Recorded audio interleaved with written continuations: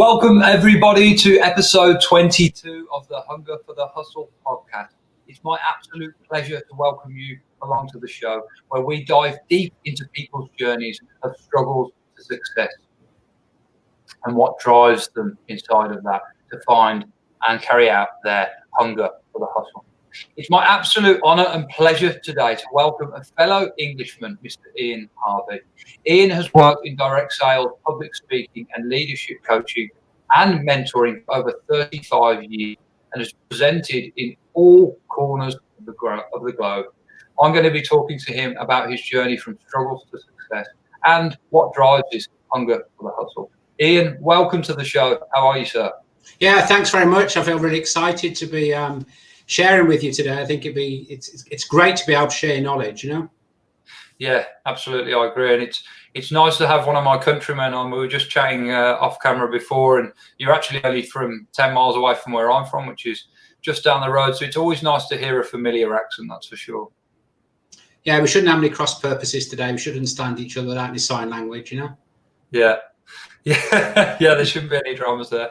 Now, I know, Ian, you've been speaking for 35 years, and you told me just off camera there you had 170 flights last year. Now, I don't imagine you've had any this year, really. So it's been a big change in the speaking world. But let's pull a little bit back from that and go to, I'd like to know, what was your hustle? How did you get started in the world of business? And what was your first business? I believe it involved a motorcycle and a market. Is that right? Yeah, no, the reason I got involved in running my business or starting a business, I got the idea when I was about 9, something like that, and very young. And the reason being is that I was part of one of 6 children. And my parents both had a job. My father worked for the police force. But in those days, it wasn't about the money. It was about the pride, so the money was not very good. So there were 6 of us. And the one thing that we always struggled with was having enough food. I mean, my parents were excellent, but, to feed 6 mouths. And when you have a job which is more about pride than income, it was really difficult. So I always used to say to my mom, I'm hungry. She said, no, you've had enough. So I was like, oh, I must have done then. Anyway, I decided, I was watching other people, and I decided maybe about 9 years old that, no, I'm going to create a different life for me and my future family. I love my parents. They did everything they could for us. But there was never quite just enough to go around or just enough. And so I watched other people, and they had the new bikes and all the things that, you at that age you're looking at. And I was thinking, my life is going to be different. And so I made the decision, I suppose, really that early on that this is what I was going to do. And I sort of hooked up with, I was about 10 when I got my first job. And I had worked on a market store. So I used to do that in a village, in our own village, 3 times a week. And then go straight to school after I'd finished with it, finish school, straight back. And I did that. And then I think I was 13 and I took on 2 paper rounds. So I was absolutely determined to do something different. Yeah. And at that time is when I got my first sort of mentor. And it was a guy who used to run the market stores. He was a millionaire. And so we were opposite ends of the scale. But he started programming me, you need to set goals, is what he told me. So I said, okay, what is that then? He said, well, you write down what it is you want. So, of course, I wrote down what it is you want and suddenly realized, there must be something missing because nothing's really happening, and then it sort of got a bit sad because he actually died suddenly. And so I was lost, And I think I was about 14, 15 at this time. And then what I started to do, he sold things and made a lot of money, so perhaps I would. So I started going to school with things to sell. So I'd buy and sell, and I know you have a bit of a history like this as well, Jeff. Yeah. That was be the area we live in, because or lived in. So I started doing that, and I got banned from school a couple of times, but I wasn't really interested in school. That's the challenge. And several years, I won Clown of the Year because I was just about having fun, enjoying life, not taking life too seriously. And I got the nickname of Coco because Coco the Clown. And if you go to our village now, there's probably about maybe 800 people live in our village where I was born. the majority of people there, if they see me, they'll say, "Oh, hi, Coke, how you doing?" And some of them don't even know my real name, you know? Yeah. So this is sort of what I did. And obviously then I left school, you know, and I left school and I thought, okay, what am I going to do now? And they told me, "Oh, you failed all your exams. So I think the best you can be will be a chef, cooking." Well, the problem is I can't cook, and I couldn't cook. I couldn't even cook toast. You know, I mean, I said, "Oh, you're going to be a chef." It's like, hang on, there's some joined up writing not working here. You know, because I can't. So I thought, I won't be a chef. I won't be the chef. Said, "You've got no hope." You know, well, I know that hope is for the Salvation Army. You know, so they told me, "You've got no hope," and I was like, "Oh, okay." So I decided I actually purchased from the products I'd sold. I actually purchased a motorbike, a 50cc motorbike. And I used to go to the warehouse to start off with, buy these watches where you used to be able to press a button and it said the time. They're very in at the time. And so I'd go and buy a whole box of those, go on my motorcycle to market, sell them, and do the same every day. And then that built up to an incredible business. I had a lorry, I had a home, I had 2 vans. It was like, wow, out of control. And then, you know, because I knew nothing really about business, so then all of a sudden people started asking me questions like, you know, have you paid your tax? Have you paid the VAT? And it's like, no, I don't do that. Oh, well, it's about time you did, you know. So, okay. Anyway, the bottom line after sorting all that out was I lost everything, you know, because obviously my naivety, I thought, get out there, build a business. And obviously then it all sort of collapsed and I went into sheltered accommodation at the age of 19, you know. And that was quite tough.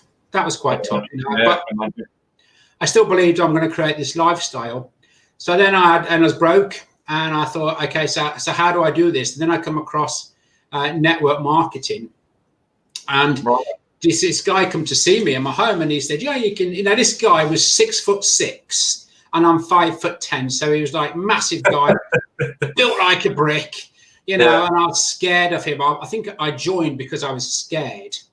Anyway, it was £70 to join him. This is going back like 30 years, 30 plus years, 35 years. And so £70 was a lot, you know? Yeah. So I thought, okay, I'll do this. And I gave him a check, which of course had no funds behind it. And I realized, you know, that this guy is going to come knocking on my door. I've just given him a check for £70 and it's going to have more rubber than Dunlop. Yeah, it's going to bounce the whole way, you know? So I'm thinking about this. I thought, well, perhaps I better go and do it. So I started to speak to a few people. And within 10 days, when the check cleared, I'd made £70. You know, so I lived to tell a story. You know? So that's how I sort of got involved into network marketing, because I needed a business, but I did not have the cash to do it. Yeah. Right. And this guy who became my mentor, who recruited me, obviously I had no money and had to provide. So I actually took a job at the post office posting letters, you know, Royal Mail postman. Yeah. And what this guy would do, he would meet me, because that started at 5 a.m. in the morning. So he would meet me on my round at 6 a.m. and he would mentor me while I was delivering the post for an hour. Wow. You know, because I said to him, I'll join your business. You need to train me. You need to mentor me. I don't know what I'm doing. Yeah. And the great news was, I mean, we walked up and down High Street in Knoll, which is not far from where you used to live, actually. So that used to be my route. And we'd walk up and down every morning. I was delivering the post. He was firing me up. I'd finish about 1 o'clock and then go and do my network marketing business. Yeah. Yeah. But I used to get quite excited. What age were you? What age? Sorry to cut across you. What age were you now at this time? 20. 20. Okay. Yeah. So, so I knew it was time to leave the post office. I was doing quite well with network marketing. He'd come and meet me most mornings, and I had the high street. And the one day I put some travel tickets through the wrong door. They went through a Chinese door, a Chinese restaurant's door, and they needed those tickets for people to travel that day at the travel agents.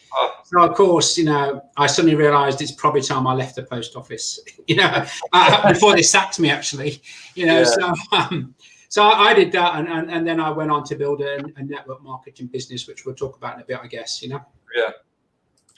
Yeah, what a fantastic story there. And I've got to ask, and a lot of people won't know what we're talking about here, but when you were a postman, did you used to wear the shorts?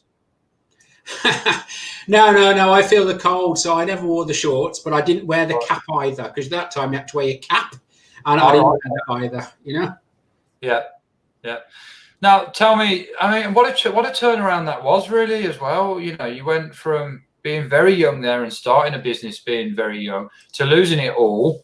You know, living in a shelter, which is no easy challenge, particularly at such a young age. But then, and it's a particular narrative and story that I find with a lot of people, that when they go through struggles at the younger age of life, it builds them up and it toughens them up. It gives them a bit of tough skin, and many of them go on to great success, as you have. But I mean, let's explore that a bit and talk about perhaps some of your biggest challenges that you've faced in business this far. Well, I think one of the biggest challenges I had because I was quite young, and obviously network marketing is about recruiting a team, and not many people take me seriously. And you know, the challenge was they see me as a young 20-year-old, and really 20-year-olds, there's not many of them around that got fired up and really want to go and make it. So I was mainly talking to older people, yeah. But I'm still very young and naive, but they didn't really take me seriously at first. And to be quite honest, it was quite tough. It was really tough, you know, because just wouldn't buy into me. But my mentor said, okay, well, you know, you either quit and give in to them or you push on. So I pushed on. Yeah. And the other thing that was out there is no matter who I spoke to, there was a bit of lack of respect, because at that age of 20 and at that time, network marketing was doom. You know, it's like, oh, you know, you shouldn't be getting involved with that. And all these, there's quite a lot of negativity around it at the time. But I started this business and it hadn't cost me anything, you know, which was quite good. And then some of the strange things, I did get quite scared, because at the age of 20, I mean, you know where I live in the countryside, and all of a sudden I'm traveling outside of my little bubble, and you know, not really knowing much about life, because living in the country, you're a bit sheltered. And I remember some great stories there, because it scared the life out of me. But this person called me up and said, oh, I've seen your leaflet and I'd like to have a conversation with you. So I said, okay, I will come to your house, because obviously it was for the business. So I went to the business, and and I was only like 20, remember, and single. Anyway, this woman comes to the door, yeah, and she never got clothes on, you know, she just had the barely enough thing on there, and I'm like, and I'm there sort of thing, looking at her sort of thing, and I'm like, and she's like, you coming in? Oh, yeah. So I sort of went in, you know, and I was talking to her sort of thing. No, she said, come into the kitchen. So I always remember went into the kitchen, and there was all like lingerie everywhere hanging up and all this. And I'm thinking, oh, you know, this is like, so I'm trying to talk to her about a business. And she said, yeah, I'm a model. And I'm like, yeah, that's fine. Now let me tell you about the business. Yeah. And I'm like, so anyway, I said, okay, what I'll have to do, because normally we'd recruit on the day, I'll let you know if you've been successful. And I let, you know, I'm thinking, whoa, woo. That scared out my life. Remember, I'm a young guy, shouted bringing up, and it was like, oh. Anyway, usually when you do that, people just let go. Well, she called me up and said, I'm really excited. It sounded great. I really would like to do this. Right. So I'm like, that means I've got to go back to a house, you know? Anyway, so what I thought I'd do, I'd write a little note. And what I'd do, I'd go and push it through the door. Yeah. And on that note, I put, thanks for your time, but you've been unsuccessful. That's what I wrote. Okay. Right. So for those of you who may be watching outside the UK, the letterbox where the mail goes is built into your door. You don't have a separate box. Yeah. So anyway, so I parked my car around the corner from where this person lived, because I didn't want to see me, yeah? And I got the card in my hand. And so I went carefully up to her drive, and I got down on my knees effectively, because her mailbox was at the bottom of the door. And so I lifted the flap up, just putting the card through. And as I was putting the card through, the door slid open. Oh, no. I'm on my knees, yeah. Oh. And she is standing right there in front of me, yeah, like that. As normal, she's standing up and I'm on my knees. Oh. And she was naked. Oh. And I'm like, what? And I remember throwing the card at her and saying, you've been unsuccessful. You never made the job. Oh, that was my first Oh, experience of like, you've got to get a life, son. It's like, this is the real yeah, world stuff. yeah. And Wow. she never did join the business, I have to say. So I had that, and there's lots of great stories there. And another thing that I had is that I had to deal with what I call a quicksand crowd. So these, quicksand that sucks you under, pulls you down all the time. And the majority of people that I knew at that time belonged to that club. Didn't want much in life, wanted to go to work at the supermarket, come home, put your feet up, and that sort of thing. So the one of the biggest challenges I had, in fact, was the actual quicksand crowd, because everyone who I knew, including my family, was saying you should get a proper job. This is ridiculous. But I didn't. But it was one of the biggest challenges that I had to get over with. Yeah, I'm totally with you there. I've been around. I've never heard it phrased like that, but it's a great way to put it. The quicksand crowd. People that are very skeptical, very critical. Full of cynicism and what you mentioned. Just working in pretty mundane job, Monday to Friday. Get home, put the football on, put the feet up, drink a few beers. There's nothing wrong with it if that's what you like and you aspire to. But I think there's another crowd out there who's a bit more driven and wants to go for certain things and desires certain things and understands that to live a life that the average person doesn't live, you've got to do things that the average person doesn't do. And you really recognise that at quite a young age, didn't you? There, and never mind what any of your family or any of your friends thought. You just carried on. So, what was it in you that just drove you to carry on and push on, despite the people around you trying to pull you around and down into the quicksand? Well, I think what it was is that because I was absolutely 100% determined to have a different lifestyle for me and my future family than I had, because I didn't want them to go without. And every time someone said something like negative to me, I've always been to affirmations. I learned them very early, and goals. So I'd always just pull my goal card out, my affirmation card out, reprogram my brain, so that I didn't actually become who I didn't want to be at that time. So my focus has always been, I don't care whether I have to run through a brick wall or what I have to do. I am actually going to create this lifestyle that I have the vision to do. I was young, and at that time, sort of things that would happen. I remember going to my first networking meeting, and this is just typically what happens. And I didn't know a great deal. I was still learning fast, and I was only about 6 weeks into it. And the person said, "Who are you?" I said, "I'm Ian," and and this person gold on my arm, really patronising, and said, "People like you from your background don't generally make it." So I said, "Oh, okay. Well, thanks for your kind comments." And she said, "What are you going to do you think?" And I said, "Well, I'm going to get to this position." Now, there was a position that's at that time was virtually the top position, called a presidential, just terminology. Anyway, I said, "Oh, I'm going to be a presidential to this person." And then she said, "Darling, it doesn't happen for people like you. It takes 3 to 5 years." Really patronising to get that. I said, "Oh, okay, that's fine." So anyway, so I left the meeting, and it was at Wembley Stadium, so it was a big meeting. And I come out of that meeting, and I thought, right, okay. And on the way out, she said, "Oh, how long is it going to take you to decide to do that?" I said, "I'm going to try and do it in a month." And she said, "We have lots of dreamers," And I said, "Okay, I'll remember it. It's so dear to my heart." And so anyway, so off we all went. And then I went back to another meeting 3 months later. Yeah. And there was recognising people.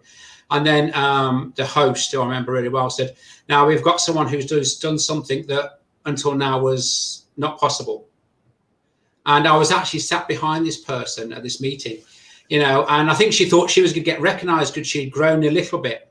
Right. Anyway, I said, "No, this person is presidential, and actually they've done it in 33 days. Wow. And you had to do £60,000 in a month to do it from scratch, Anyway, so that was me. So I did it, and I went up on the stage, and they said, "Just tell us what the secret is." Then I said, "There's no secret. It's hard work and belief." Yeah. No, but part of the deal was, is like, at that time, if you go back all that time, it was £640 to join. That's about $1,000. Wow. What year are we talking here? Sorry? What year was this? I was probably about 21 at this time, 21, 22. Okay. Wow, yeah, that's a lot of money. Yeah. And anyway, I think I still hold the record. The most I recruited in one day at £640 was 19 people. Yeah. And so I got off I got into network marketing. I fully understood it and flew ever since. Yeah. And what did that lady have to say to you? Did she say anything to you after you got recognised and took that position? Now, by the time I come off the stage, she'd left the hall and gone. Isn't that never funny? to be seen again. Never to be seen again. Yeah, it's funny that, isn't it? Would you say that lady saying them things to you made you more determined to go for the position and made you work harder? Oh, you have no idea how true that is, because if anyone tells me it can't be done, it's like, okay, let's make sure it is done then. That yes. I absolutely, because you're back into the quicksand crowd again then straight away. Yeah. So for me, it fires me beyond belief. But some of the other things that I did, because I'm sort of a bit of a throw myself in the deep end and we'll figure it out. That's exactly what I like, mate. Yeah, exactly what I'm like. So sometimes it just take a bit of the quickest way to learn. Yeah, and sometimes it's like, oh, did I really do this? Did I really offer to do this? Anyway, there's a thing in the UK called the National Sales Awards, and if you're in selling or if you're in marketing or recruitment, you could apply. Anyway, someone applied on my behalf, and I think it was about 5,000 odd people that had actually applied to go and do this. And I was talking about simplicity in recruitment. That's my title. Anyway, I went through various stages. I had to go to the Institute of Management to be interviewed, Institute of Marketing be interviewed, and they narrowed it down. And I actually got to the top 3, which was a big event, and it was in London. So I've gone from 5,000, here's me. And it was quite interesting because on the night, because it was companies that, so I went down this place, it's full of people, and they said, oh yeah, the 3 finalists are, and one of them was the big electricity company. I'm not allowed to use their name, but it says, so one of the finalists is, and they had a big laser show and all that sort of thing. And the other qualifier is an airline. And this airline was there shooting aeroplanes across everywhere, these companies. I said, oh yeah, and Ian Harvey. So the electric company and this big aircraft company and Ian Harvey. Well, the main sponsor was the electrical company, and I ended up being the runner-up. But that was all a case of someone told me you could never win that award, you could never even qualify for it. And of course, it's just about having the belief, the whole belief that this is what's going to happen and I'm going to deliver it. Yeah. Exactly right. Yeah, exactly right. I mean, tell me I can't, and I'll show you I can is a phrase I reckon we could use to coin that. And I don't like to use the word revenge because it's not a space I like to spend much time in, but there is no better revenge than massive successes. That when you're going for something and someone tells you can't, and you're just like, wow, that's going to drive me to go for it even more, then get dragged down with it and get caught up with the doldrums. And yeah, it's a very powerful thing, Yeah, I think I told my wife the other day, I was on a call with Les Brown, and I learned something new, and I said, I think I can do this, but someone told me I can't. And my wife just went, oh no. I said, yeah, it's on, we're going to do it, because she always knows about, and it's like, here we go again. But it's terrific, it's terrific. Yeah. It's nothing like turning that around. Now we're going to go from those. In fact, no, we'll go into tell me about some of your failures in business. Sometimes when everything's kind of crumbled around you. I know you told me that you lost the business there when you were young, when it was tax time, which I'm sure that's a familiar story to many people all around the world. It's easy, and it's not easy, but it's exciting to get started in business and really wrap yourself up in it and really kind of forget about the businessy end of it and the accounts. But, perhaps you could tell us some more about the other failures that you've had in business, because I find, and I'm sure our audience will agree, that that's where you learn more in those failures. Well, I think the one thing that you have to do is you have to be open for new trends, new marketing opportunities. And even though I've been like a mentor and a coach and a public speaker for well over 35 years and building network marketing consulting for the companies, this year I got my biggest failure. And I mean, last year I did do 127 flights. I was absolutely everywhere, you know, just doing the presentations, back on the plane. That's my life. It was fantastic. I really enjoy having fun and mentoring people and public speaking. And so obviously we had the virus come, you know, which I wasn't too involved in, to be honest. I thought, whatever. And then I let it run for a couple of 3 months and suddenly realized all my clients have gone. All my speaking events have been cancelled. Yeah. And then I was thinking, well, how do I get these people? It was like the biggest failure of my life. I had zero business all of a sudden. And I'm thinking, there's something wrong here. You know, it'll soon be okay. And then obviously as the virus continued, it became less okay. It was very bad. And so what I had to do, I mean, then is I had to retrain myself. So until then, I've probably done 3 or 4 Zoom meetings in my life. I've never done an online presentation. I've never spoken. I need to, normally it's give me a crowd, give me a microphone, and I'll deliver the message, no doubt. Now I'm speaking to a screen and there's no interaction, which is what I thrive off. I didn't even know, you know, like Instagram, it's like, I couldn't even pronounce it. It's like I didn't have it, you know, and I thought Twitter was for birds, you know, and all of a sudden people say, no, you need to go on Instagram, you know, you need to Twitter. I'm like, what am I going to tweet? You know, like, how does it work? You know? And then you've got to do Zoom meetings and you've got to have open houses, and it's like, no idea. So one of my biggest failures was not keeping up with technology, because obviously it's been around for quite a while, but I had totally ignored it completely. And then all of a sudden I was thrown the deep end, you know, and it's like, oh, how do I turn this computer on? I now use my laptop, but how does this thing work? You know, how are these multiple screens flashing at me? What is going on? Because prior to the virus, then I had some staff in my office and they did all that, so I didn't have to do anything. Right, okay, From the virus, the business went, and so I don't have any staff, so I'm back doing it all myself. You know. And I think things like WhatsApp, I thought, oh, that's probably an Apple. You know, they probably shortened it, you know, for WhatsApp. Is that ridiculous? Anyway, so that was one of my biggest failures that I think, you know. And I think the other failures I've had in life is sometimes I haven't done enough research. And it's great to go out there. And I like reading. I like reading a lot. And I learned very early on is that if you're going to read, then you need to make sure what you are reading is good. I read the wrong books to start off with, because what I didn't realize is that if people struggle with network marketing or any subject, you know, a lot of them will go on to write a book, you know, and, you know, and so you start buying these books and really the person probably hasn't been that successful. So I actually had to, when I realized what was going on, I had to become selective. So then I made the decision, if I'm going to read a book, then I'm going to check out the author.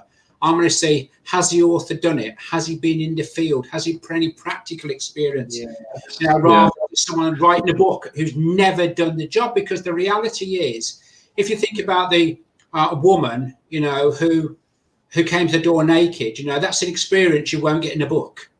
But reality is the truth, you know. And the other one that I had, which was a big fear of mine, is I don't like cats. Cats freak me like you have no idea.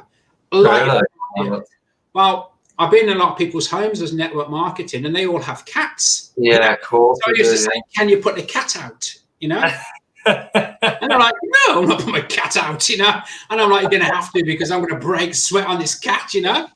And I remember the one time I was with my mentor. We was actually working together, and he came on this appointment with me. You know.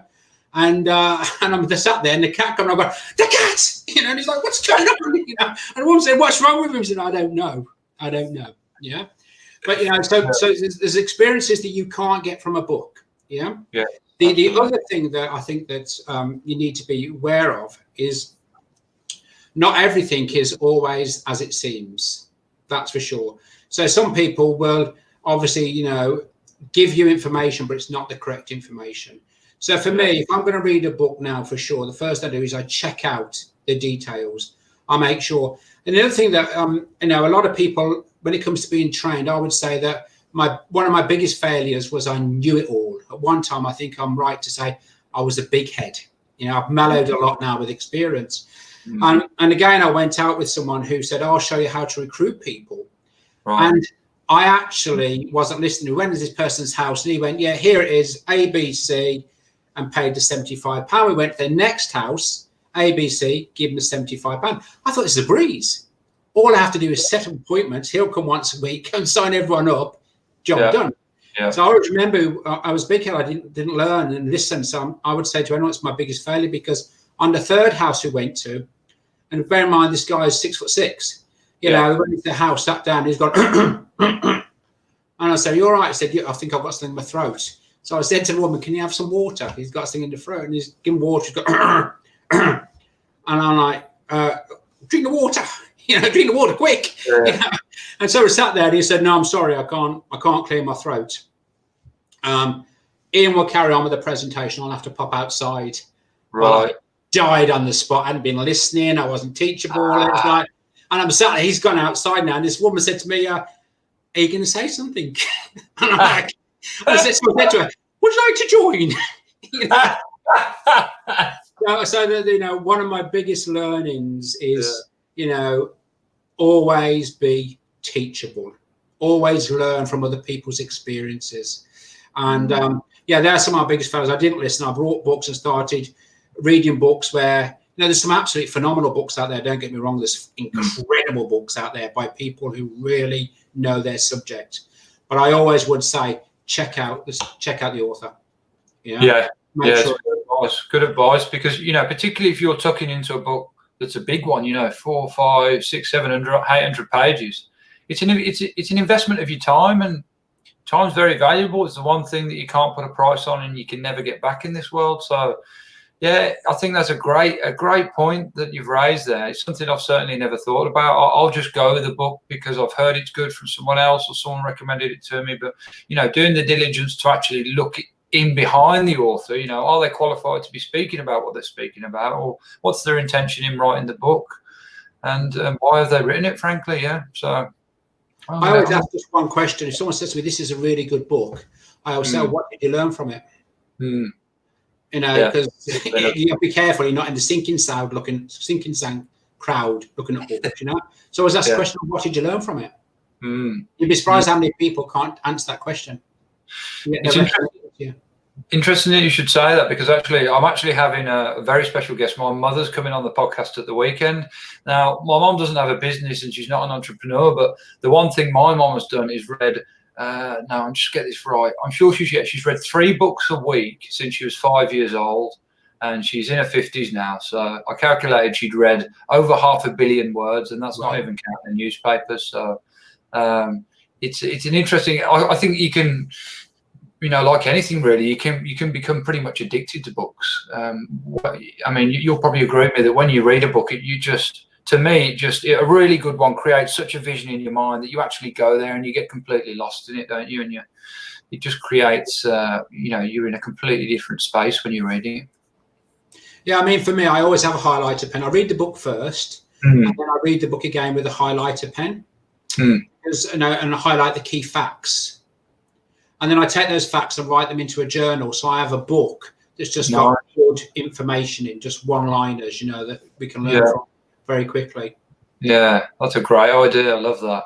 Now, tell me about some of your biggest wins in business, the moments that have really stood out and made you proud to be a businessman.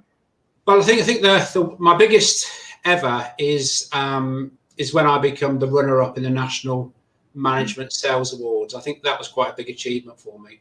And then I think I stayed with the network marketing company, and within 18 months, I virtually paid cash for a house. I went from homeless to buying a house for cash in like 18 months. You know, so that was one of my best achievements, I think. You know, and I've never looked back from that day. In all fairness, you know. Yeah, no, that's brilliant. The one thing that I really believe in any business is that you have to become a storyteller. Because you can talk to people all day, every day, but they're going to walk out the room and they're not going to remember it. So I actually have built my whole, I do mentoring, I do public speaking, you know, I do business evaluations, I help people launch their businesses in the UK market. But the one thing that I think is that when we're training people, then you've got to actually deliver something that people are going to remember. You know, so I always package. I'll give you a couple of examples. The one thing the one thing for sure is that, you know, your limiting beliefs are probably the number one thing that holds people back. And there's this thing called the box. Now, you've probably heard people before say, think outside of the box. Mm. And for me, it's like, what box? Where is the box? Yeah.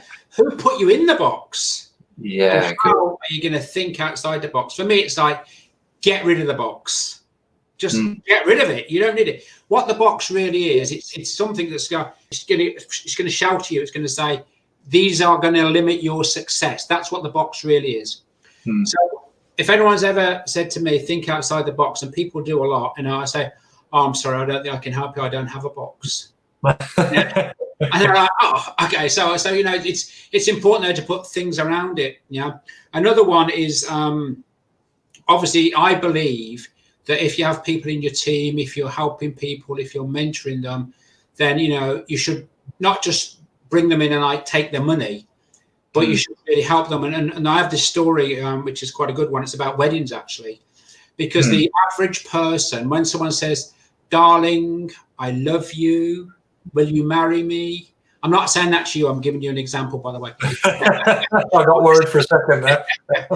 Darling, I love you. Will you marry me? Hopefully the person says yes. Yeah. You know, then it all kicks in. And an average couple then spend 40 hours a week planning the wedding, because they've got the horses, the vicar, the flowers, the dresses, the shoes. I've been through it. I've got 4 daughters. It takes over. Every time you walk in the house, you fall over a different box, you know. And so this goes on for like 40 hours. It's this, we try that. We have to go to the church. We have to practice what we're going to say. All manner of things.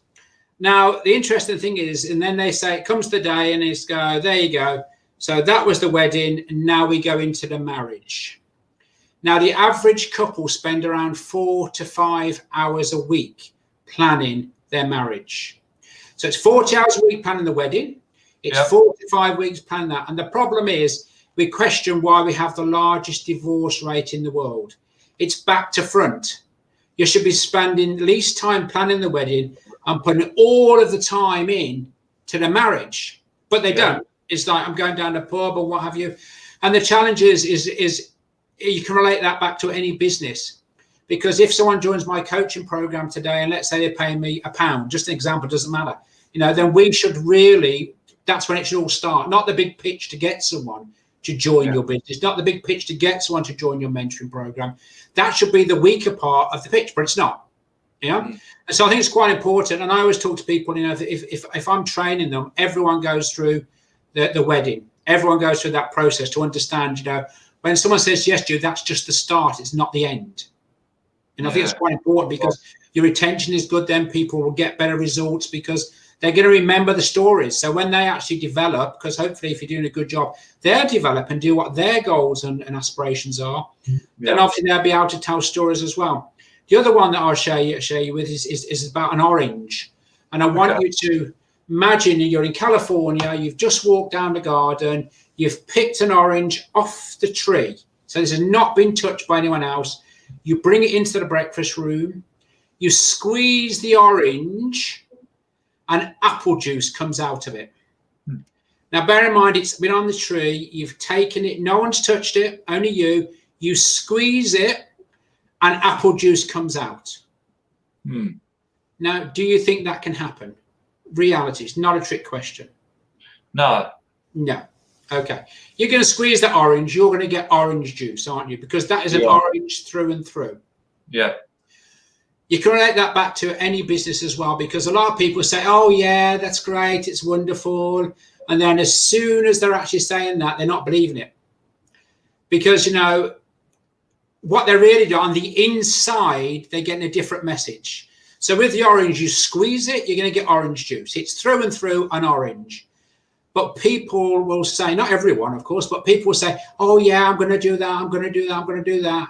But on the inside, they're thinking, not a chance. You know, their brain is saying, yeah, one thing, yeah, how long is he going to be here for? So I think the important thing is, you know, is to help people, is to become the orange of themselves. So don't go away and think other things. Don't go away and think bad things. You're just going to get apple juice out of an orange. get your focus and get the belief, read the book, speak to people, listen to CDs, become an orange of an orange. Don't become apple juice, you know. So I think that's there's a couple for you that I use quite a lot, because it's important. What's on the inside is more important than what's on the outside. Absolutely. Yeah. That really is important, isn't it? What's on the inside is way more important than the outside, and that goes for yourself and your own mindset, I think, and I think it also goes for your attitude towards others as well. I mean, I'll be completely honest and put my hands up. This isn't something I used to be great at, judging others. It's something that I did used to do on quite a regular basis, and until probably not even that long ago, if I'm honest with you. But it's something I've kind of trained myself out of and thought, you should never really judge others. You never know what anyone else is going through, and the exterior of someone doesn't represent them at all. Like you said there, the inside, what's going on inside, is much more important, and you should never pass judgment on someone because of their appearance, or because of what you've heard of about them, or even from them. Sometimes you really have to get to know someone and let hear their story. Like you said about storytelling there, you might forget what someone said or what they did, but you'll never forget their story. Yeah, I think the one thing that's really important in any business, in any industry, is relationship building. You would not believe, if someone new adds me on Facebook or something, you can virtually set the clock. As soon as you press the accept button, it's like, oh, hi Ian, nice to meet you, and it's like, yeah, how are you doing today? I'm doing very well, thank you. And I always put the same thing, I'm doing very well, thank you. Yeah. Are you having a good day? Better than fantastic. And the next thing is, you need to join my business, And I always write back to them and say, if you want someone to join your business, maybe it'd be wise to build a relationship with them. Maybe get to even know them. And a lot of them don't even read. They've obviously got a template, because they say, Mrs. Harvey. Now, I don't even look like a Mrs., so, and it's like, oh yeah, and they carry on, So I think that the relationship building is so important. Absolutely so important. And the other part of it that you just mentioned on is like the way that you think, other people will think as well. You become who you hang out with. Yes, you do. Really cool, yeah. I spend so much time, and I would dread to think how many thousands of pounds that I've spent on personal development, on actually keeping my brain in good condition and keeping my mind pointing in the right direction. Because it's easy to take on anything, but if you don't do the research, if you don't actually invest in yourself, then I think you're not going to go very far, because you have to have this unshakable belief. Most people who know me think I have laser focus, because when we're on it, we're on it. We're going to do it. We're going to deliver it. And I don't think I've ever missed a goal, ever. Really? Wow. I don't think so. But I have a dream book. I can't show on here, but I have a dream book, and I put in there that I was going to have this new car. And there's only 70 of them in the UK, long wheelbase AD, this Audi, this is what I'm going to have. And I put the date down when it was going to happen. It was a large car. And I actually took delivery of it 2 days earlier than when my goal was. Yeah. And it's absolutely incredible. But the one thing I learned from that experience, and something you touched on, is don't prejudge someone. Because I went to the car showroom, and I went in my jeans, my sneakers, a T-shirt. And because it's a big high-spec garage, the Audi thing, no one approached me. And they're probably thinking, oh, this guy, look at him, he's not going to buy a big car or whatever. And I went to a different garage, and the person there was very cool and engaged me and what have you, And I suddenly thought, the first guy lost the sale because he looked at me and thought, not a chance. Yeah. Yeah. But this reminds me of Richard Branson, because Richard Branson walks around in jeans and a jumper. In his early days, he was ignored as well. Yeah? Yes, I've read that book. So, you have to be careful. You can't just go in there and say, oh, because someone looks fantastic, that is it. It's like, what is in their core? Speak to everybody. Yeah. Yeah, absolutely. It works on both sides, doesn't it? You can't look at someone in a tuxedo and think they're an absolute boss. They might be a hired suit. You just don't know. And you can't look at someone in rags and judge them either. So it's about keeping an open mind and an open heart to all things, isn't it, really? Oh, absolutely. I think that, the one thing you have to give, and I fully understand it now because I'm very teachable and I'm very palatable now, but the one thing that you do is you have to give. If you're going to just take all of the time, I think you're in for absolutely going to nowhere. And so we always make a point in our family, for example. In fact, my wife's gone to a woman's refuge today and took a whole car full of things there for women that haven't got very much. But even last year, we did about £5,000 worth of products that we brought from warehouses and went and give them to a charity where the children wouldn't have a Christmas present on the day. And this charity delivers them. So we give them the whole lot. They brought a lorry, we filled it and sent it to them for free, because the one thing that I'm 100% sure about, I'm not even 99, is, you've got to share the wealth. You've got to share everything, because it's not for your keeping. It's part of a development process. And there's so many people out there that are asking for help, and you can use your greatness to go and help other people, which I think is quite important. So I would say to anyone who's thinking of starting their own business, just make sure you understand it works two ways. You have to give and take, because if you take it all, you probably won't keep it for very long. Yes, I agree with that totally. If you have, and giving isn't about. The thing about giving is you give for the sake of helping others, right? You don't give to then receive back. If you go into it with that intention as well, I think it can be, not so positive for you. You just give. To me, when I'm giving, there's a few charitable projects I'm involved with. Mission Rainwater is one of them. There's terrible bushfires here every year. I'm a plumber, and I go out and fit water tanks and water pipelines for people that have had theirs melted to the ground. Now, the reason I do that is just because I can do it. I've been doing it for 15 years, and just to give my time and my skills, and we get the materials donated. It's just, there's something about giving that just makes me feel good deep inside of me. It refreshes my energy and just makes me feel, my soul feel good, I suppose, is the most simple way to put it. Yeah, I think that you wake up in the morning, you feel absolutely fantastic when you know you're going to help people. I mean, I run the mentoring program, and I have about 20 people at the moment that are paying to be on the mentoring program. It's a business, so that's fine. I probably have about 15 at the moment who pay nothing, and they haven't got anything. And I just want to help them. It's not about me taking. It's about, okay, let me go and help them. I've been here. I've been in shelter accommodation. I've even slept on a bench one night. I was that broke in the park, and it's like, I understand it. I get it. And if someone is prepared to put the time in, then I'm prepared to get them off their knees and just get them moving. So I probably generally have a 50-50 split. 50% of people are paying me for what we do, and 50% are not paying me. And it's quite interesting. A lot of the times, the people who don't pay get far greater results than the people who are paying, because they haven't got the hunger. Yeah. They just don't have it. But there again, there's some people who don't have it, and you try and help them, and they don't. I'll give you a great example of this. I went to see a lady in a house, and she was in a wheelchair. And at the time, I was actually dealing with nutraceuticals, health and wellness. Okay, so I could see that this person, was obviously in a wheelchair and what have you. And she told me straight out, she said, "You're wasting your time because I can't afford it." So that's okay. Anyway, to cut it short, I said to her, "Look, I will give you the product for free, and it should help you.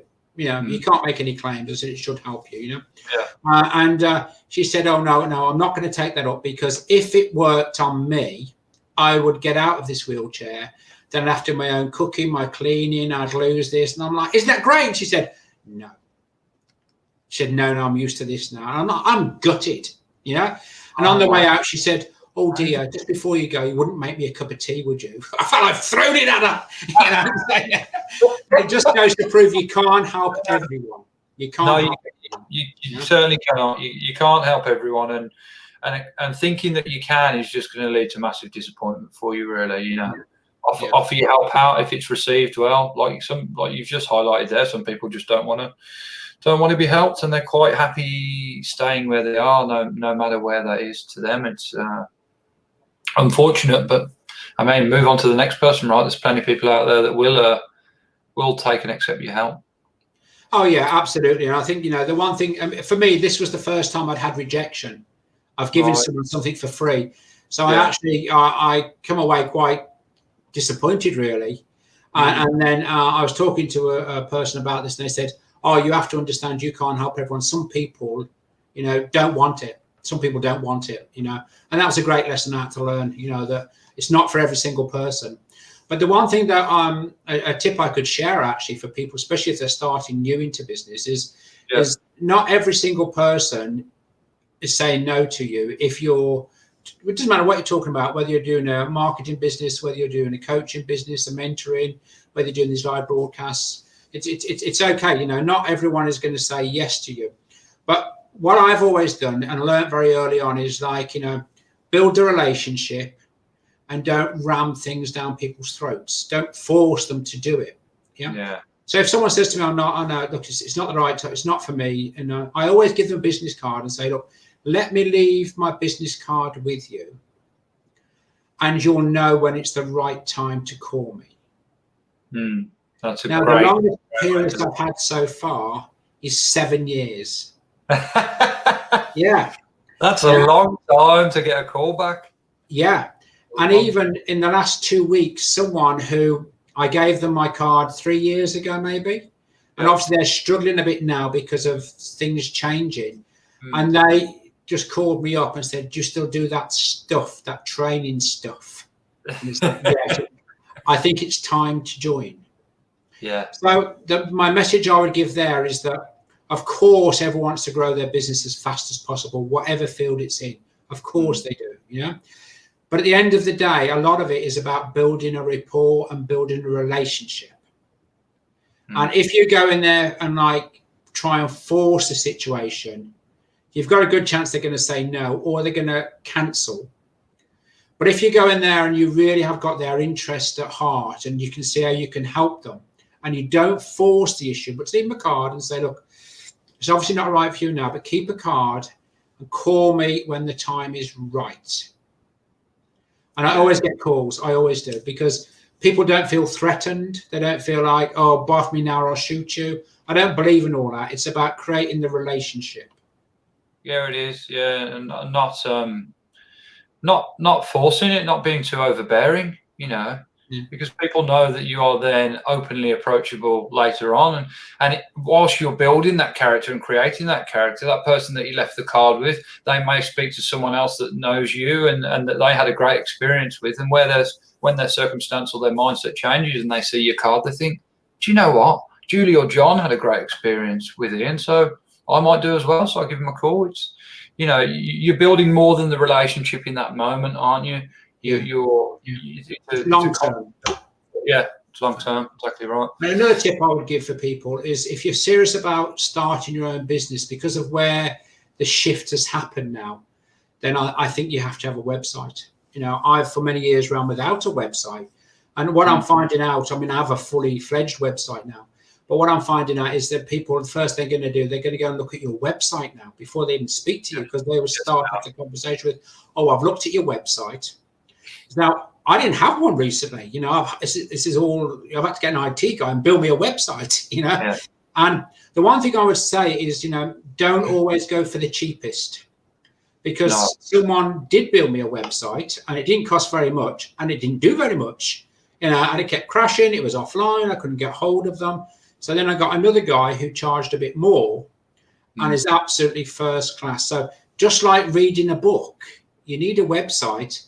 If someone you're going to take on, say, can I see other people's websites that you've built? And go on there and see how easy was it to navigate. Did you get the right style, the right feeling?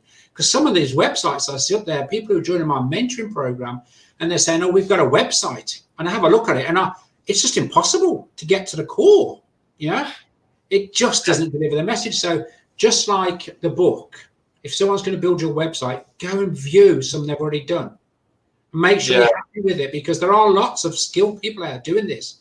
But there's also lots of unskilled people out there doing this who don't even understand your business. Because I was on a call with one of my people I'm mentoring, and they're on a website and having a difficult time with this guy.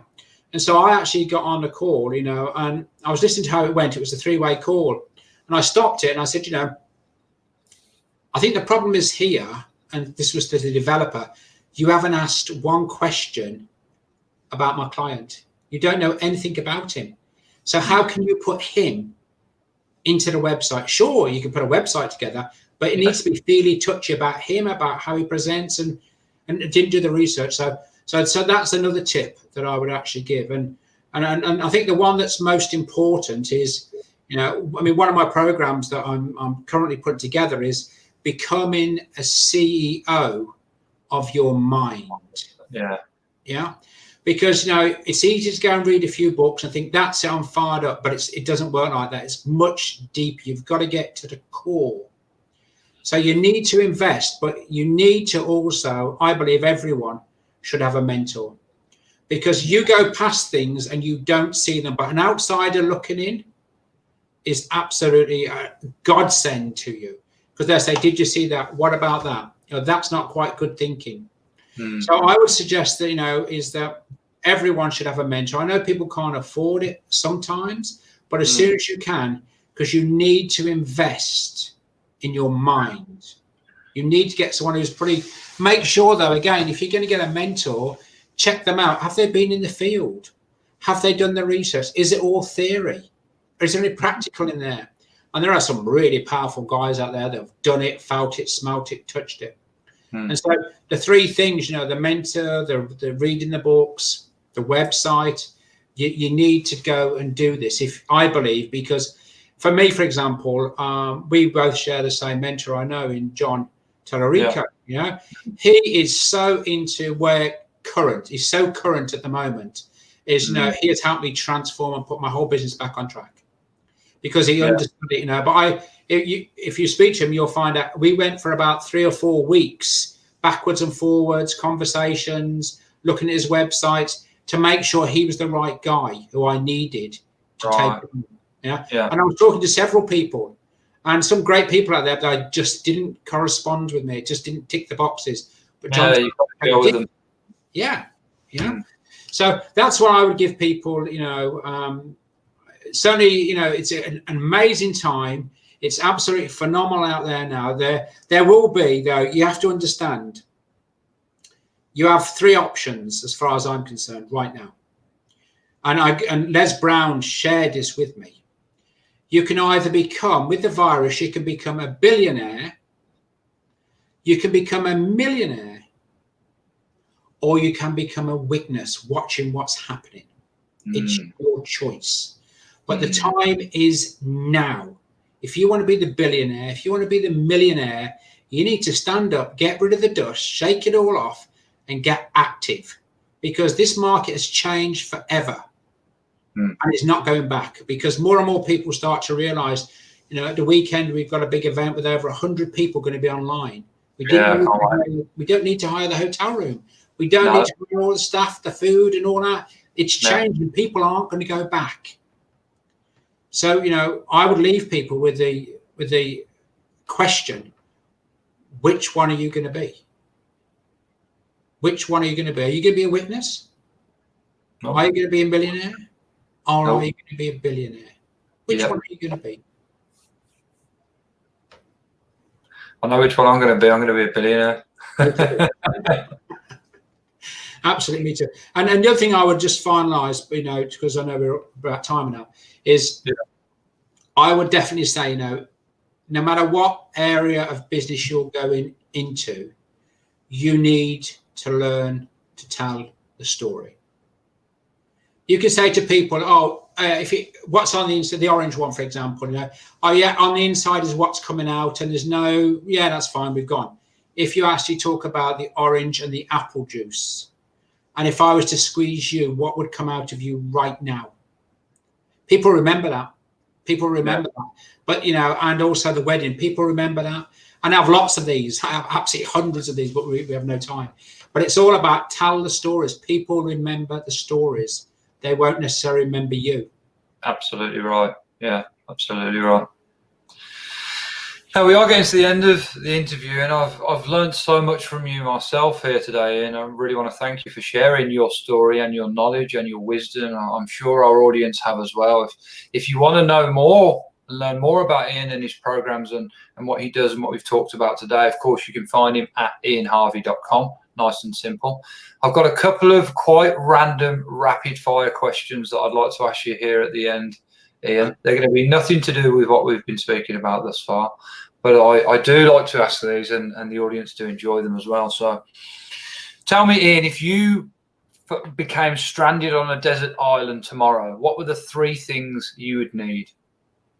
Okay. Well, first of all, my website is ianaharvey.com. There's an A in there. Yeah. I'm sorry. It is in the comments. I'll put it in the comments. Yeah. No, so right. If I'm first of all, I need water. 2, I need a book. And 3, I would have to find some sort of internet connection now, because I can do my work, but I can't do it without a computer now. So it's gone 100% round. Yeah. But seriously, if I was on a desert island, the one thing I've learned to do is I've learned to actually love myself. And I don't mean that in a conceited manner. What I do, I'm happy in my own skin. I think when you get there, then 50% of what you need on a desert island, it's done. So I could take myself and enjoy myself and give me a book, and I'm probably going to be okay. As long as you come and get me, within a few days, because again. We'll come pick you up. Yeah. I think you've already said it, Ian. I think you said your fear was cats, right? I was going to ask you what your fear was. My biggest fear is cats, 100%. There's no doubt about it whatsoever. But also something that's more relevant to the audience is there's a book out there, and I think it's And Death Came Third. And it's a great book for people starting off, because I love to be out there on a stage with a microphone. I've done meetings with thousands of people. I just enjoy it. But for a lot of people, they don't. And this book, and I'm sure it's called And Death Came Third. And what it is that the number 3 thing people fear is death. The number 2 is walking into a room of crowded people to make a conversation. And the first thing that people are most scared of is speaking in public. So if you're starting a business, I definitely suggest get a book. It's either it's And Death Came Third or Death Came Third, but it also tells you and trains you how to get around those fears of public speaking. So I would certainly, a lot of people, that's their fears. It's not mine. But all this technology has been my biggest fear. I've been a dinosaur for so long, and no, I'm not, of course. Yeah. Well, you've transformed and you've done a good job of it, and it's clearly working, and you've picked the right people. So well done on that. Very random question, Ian. Do you believe in aliens? And my wife does. That's why she married me. That's the best answer I've had yet. That's great. No, I don't really believe in aliens, but my wife certainly does. And she keeps telling me, this is the future. And she was telling me 5 years ago, everything's going to be online. You need to do it. And of course, now we are. So now I keep getting reminded. Remember, I told you this 5 years ago. Yeah. Well, I believe in aliens. Okay. You believe in aliens then. Oh, brilliant. Ian, it's been an absolute pleasure having you on. I've learned a lot from you today. ianaharvey.com is the website. My mistake earlier. Ian, what are you going to do with the rest of your day? I know it's still pretty early in the morning there in England. Oh, no, I have training meetings this afternoon. I have mentoring meetings. So I generally will finish about 9:30 this evening. So I have a very busy day on today. It's a big day, Yeah. Well, it's been great speaking with you. And I know you're out there making it happen. And I really wish you every success. And anyone who's tuned into this call, if you want to be successful, celebrate other people's wins, not just your own. And be grateful that they are making a difference, because that's what we all need to do. Yes, I agree. I couldn't agree with them words more, and I think that's a great way to end today. Thank you, Ian, very much. I'll speak to you soon. Take care. Right, thanks. Bye, everyone. Thanks.